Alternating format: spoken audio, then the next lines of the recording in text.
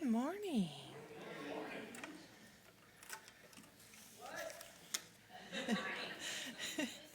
Good morning. There we go. All right. So this weekend, our nation celebrates Independence Day. And you can't make it far without seeing an American flag motif, and fireworks have become the background noise of our lives this week, right? This is the time that we celebrate a dream that people could govern themselves and that every individual is worthy of life, liberty, and the pursuit of happiness. And as grateful as we may be for those political freedoms, our unity teachings invite us to ask what it means to be spiritually free. So history and world events show us that a person can live in a free nation while still being imprisoned by fear. And the same that a person can live in unimaginable hardships and discover a freedom that's unaffected by outer circumstance. This is the freedom that our way shower Jesus taught. He spoke about and lived from a place of freedom that was not dependent on public opinion, outer circumstances, or the government. His freedom arose from a state of consciousness. He firmly knew who he was, and because he was in alignment with his divine nature, he could not be defined by human illusions around him. Charles Fillmore wrote, "Freedom is the result of regulating one's life according to principle." He didn't say that freedom comes from learning how to control the environment and everyone around you. He said freedom begins with consciousness and everything grows from there. If we look to the Bible, we can find the theme of freedom in multiple locations. Abraham leaves familiar in search of freedom. The Israelites desire to be free from Egypt. The prophets are seeking freedom from injustice, and Paul writes about freedom in Christ. It appears to be stories of humanity searching for liberation. But in Unity, we take those stories and we look at them metaphysically.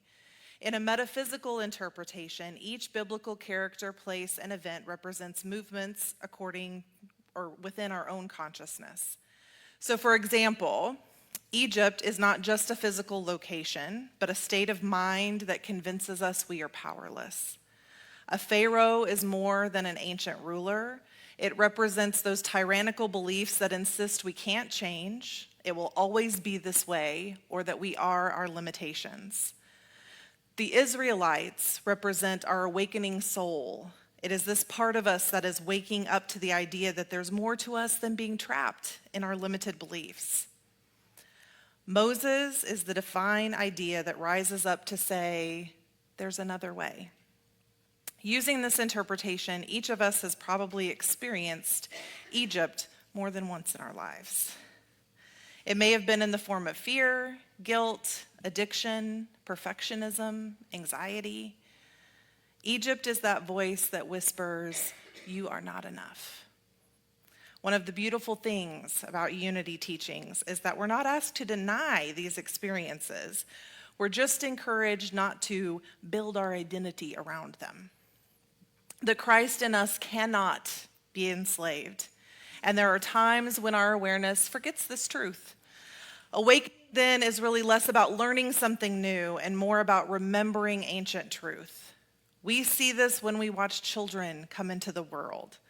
It is not common for us to be around children and have their first words question their worthiness, right? They don't seem to question whether life loves them. They just walk around with the attitude that everyone and everything is for them. And do you ever watch a child and think, like, how do you do that? Because what happens is they're just open and naturally trusting, and then life, right? We begin to change as we start to experience criticism, comparison, failure, disappointment, and loss. And our identity starts to form in a way that has really very little to do with our divine nature. We are experts as humans in carrying and creating labels. Successful, unsuccessful, smart, average, popular, nerdy, young, old, healthy, broken. How many of those words do you hear on a daily basis?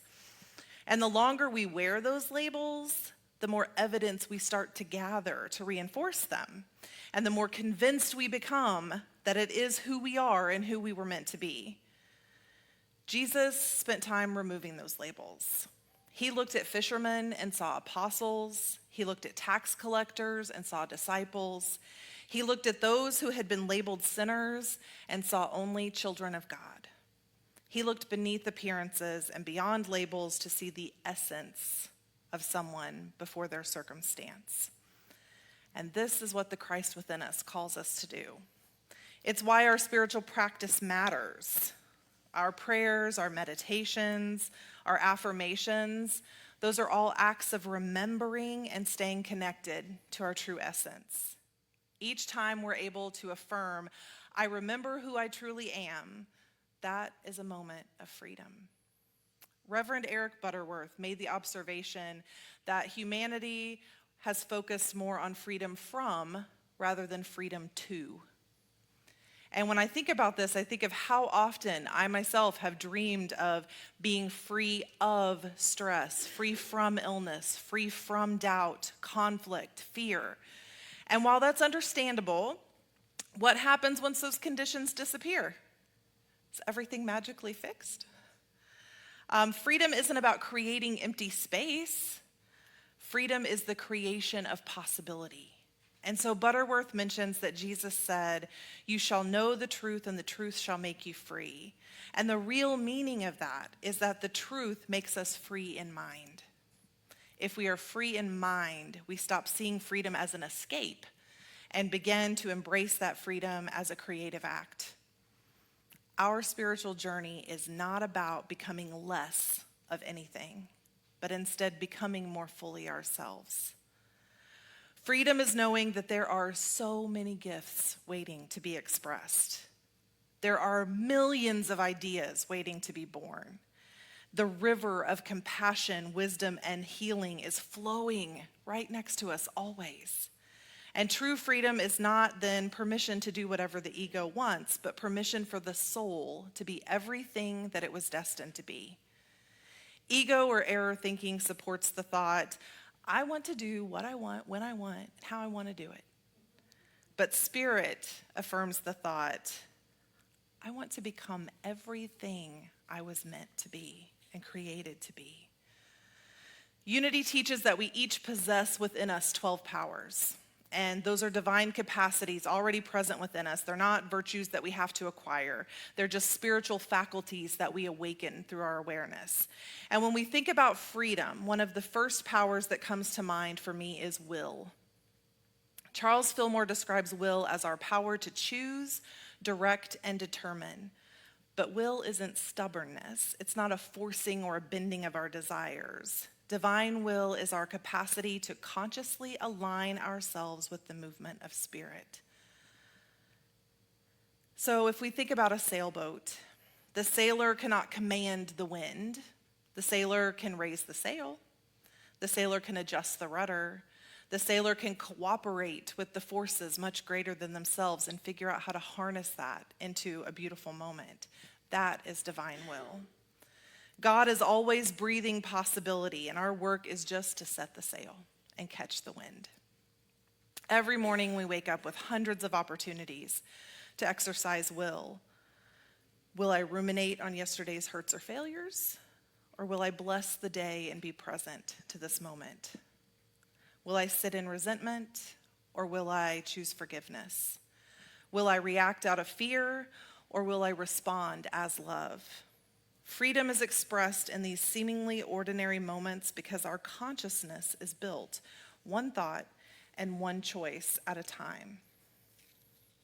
I did not know we were going to have that beautiful song this morning, but that's exactly each day I choose, right? Each breath I choose, each moment I choose, each thought I choose. One of the most liberating truths in New Thought is this: no one else has the authority over my consciousness. People may disagree with me, circumstances may challenge me, life may completely surprise me, but no person can determine the meaning that I assign to an experience. Viktor Frankl, a psychiatrist and Holocaust survivor and founder of logotherapy, asserted that the primary motivational force in humans is the will to meaning. He reflected on those who had experienced unimaginable suffering and observed that between stimulus and response, there is a space, and in that space lies our freedom. One of his most famous philosophical tenets is that everything can be taken from a person except one thing: the freedom to choose one's attitude in any given set of circumstances. That choice happens in the space or the pause. Unity teaches us something similar. Between circumstance and reaction rests our consciousness. And that sacred pause is where our truth and our true power lives. So when someone speaks harshly, pause. When disappointment shows up, pause. When fear is whispering in your ear, pause.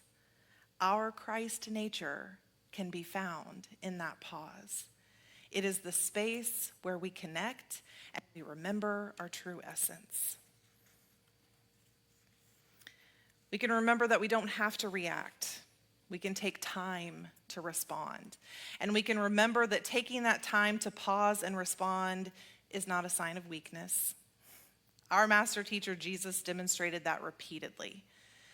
He was not reacting to life. He was showing us how to create in consciousness. He blessed, trusted, and united where others condemned, feared, and divided. In Unity, we understand this isn't because he possessed powers that are unavailable to us today. We believe that Jesus came to reveal what is possible for every soul that is awakened to the Christ within them. In Galatians, Paul says, "You, my brothers and sisters, were called to be free, but do not use your freedom to indulge the flesh. Rather, through love, become servants to one another." This may sound like a contradiction at first because we don't generally think of being servants and freedom in the same sentence. But in this context, we're reminded that that means love is the natural expression of an awakened soul. Love is the ultimate unifying force. And it is that recognition that we are all interconnected parts of this single whole. And when we're acting freely from that state of consciousness, serving others is no longer a burden or a chore. Instead, it's becoming an extension of serving the divine self within every person that you encounter. So love is what the Christ self naturally radiates. When we are aligned with our true essence, generosity, compassion, and kindness become spontaneous expressions of that freedom. Jesus' teachings can be summarized to love God, love yourself, love your neighbor. This is the path to abundant living because love is freedom in action. Emily Cady reminds us that truth is not something we manufacture. It's something we awaken to. And the work is not creating the Christ within us. The work is removing whatever obscures it. So you may have heard this before, that when Michelangelo was standing before a block of marble and someone asked him, "How do you create such magnificent sculptures?" His reply, he was said to have replied, "I simply remove everything that isn't the sculpture. I simply removed everything that wasn't the David." And that's our spiritual path. Divine mind isn't trying to mold you into something else. Spirit is lovingly removing everything that is not truly you and revealing the magnificent work of art that is underneath all of this stuff we've put around ourselves in our humanness. So as fear, shame, judgment, comparison, and separation fall away, our divine nature shines effortlessly, and that is our freedom. I'm going to invite you to join me in a short meditation. You want to become comfortable in your seat. Allow your feet to rest comfortably on the floor. Maybe relax your hands in your lap. And if it's comfortable for you, gently close your eyes. Take a long, slow breath in and let go. Again, breathing in peace, breathing out everything you no longer need to carry. One more deep breath in, allowing your shoulders to soften, your jaw to relax, your heart to become receptive. And as you become aware of your breathing, imagine that with every inhale, you are drawing in the very life of God. That same life that formed galaxies, opens flowers, guides migrating birds, that renews every living thing. It is breathing through you. There is only one life, and that life is God. That life is God expressing in you as you.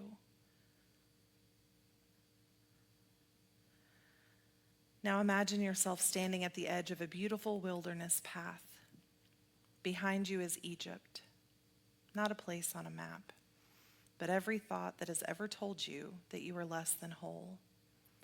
That voice that whispered, "I'm not enough." Take a moment to notice any belief that has quietly held you captive, not with judgment, only awareness.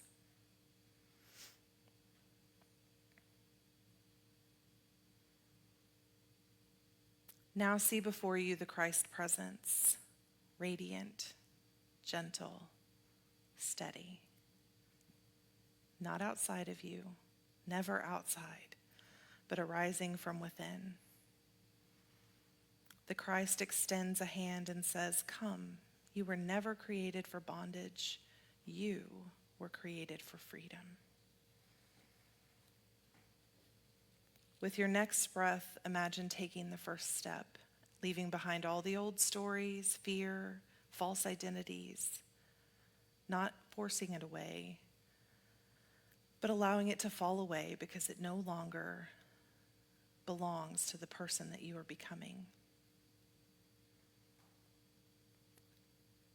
In the silence, affirm, "As love, I am free."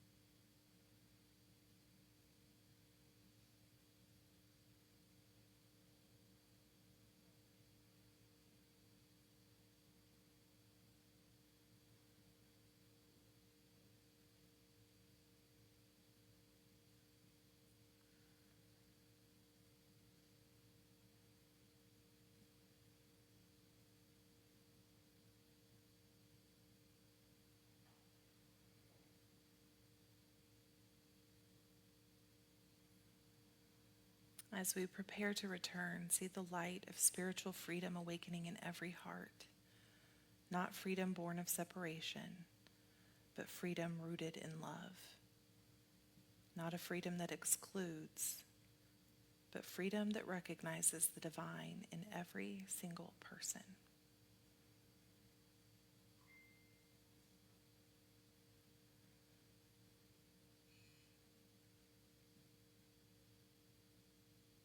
Now take a deep breath in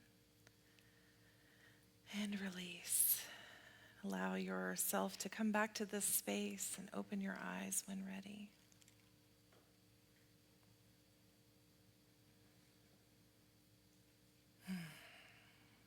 As we go out into the world this week, let's remember that we're not tasked with finding freedom. We are called to live as freedom. We carry within us the presence that no fear can imprison, no circumstance can diminish, and no division can overcome. We are each created in the image of divine love, guided by infinite wisdom and strengthened by the power of Spirit.